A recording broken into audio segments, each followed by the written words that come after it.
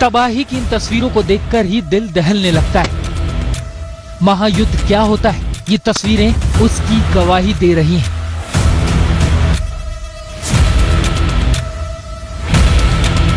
शहर शहर खंडर बन चुके हैं। पूरे यूक्रेन में जैसे वीरानगी सी छा गई है। युद्ध के गूंजते सायरन से सनसनी फैल गई है। किसी को नहीं पता कब कहां से गोला आएगा, कब कहां से तबाही की मिसाइल गिरेगी।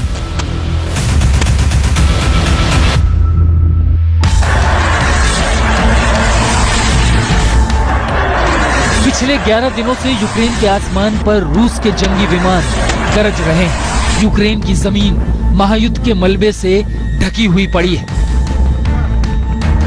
इस महायुद्ध में ना तो पुतिन पीछे हटने को तैयार है और ना ही यूक्रेन के राष्ट्रपति जेलेंस्की झुकने को तैयार है। इस जंग में रूस और यूक्रेन के अपने अपने दावे हैं।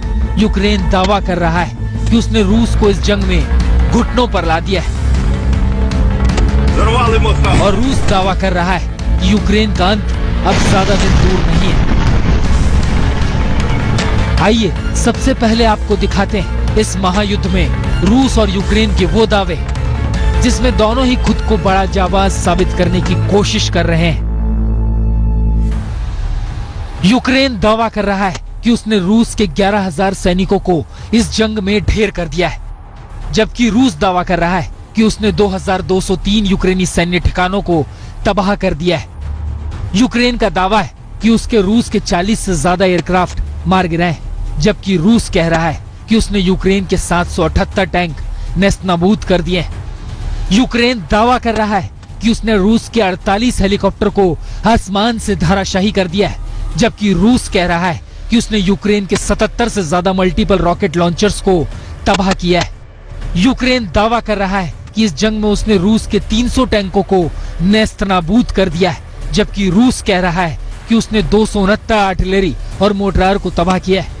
यूक्रेन दावा कर रहा है कि उसने रूस के 60 ईंधन टैंक को उड़ा दिया है, जबकि रूस कह रहा है कि उसने यूक्रेन के 553 सैन्य वाहन और 62 ड्रोन तबाह कर दिए हैं।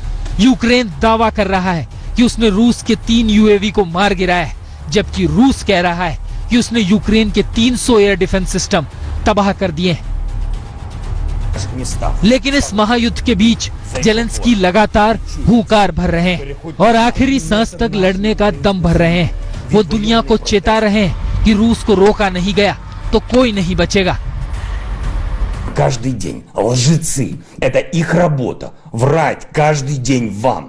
Но это не должно быть вашей судьбой.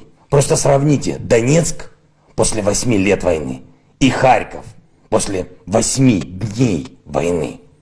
Вам говорили, что это мы уничтожаем города.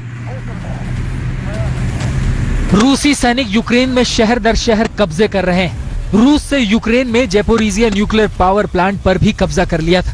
इसके बाद से अमेरिका से लेकर यूरोप तक बड़ी हलचल पैदा हो गई। यूक्रेन के राष्ट्रपति जेलेंस्की ने कहा कि यूक्रेन में 15 न्यूक्लियर रिएक्टर्स हैं। अगर न्यूक्लियर रिएक्टर्स में धमाका होगा तो सबका अंत होगा, पूरा यूरोप खत्म हो जाएगा।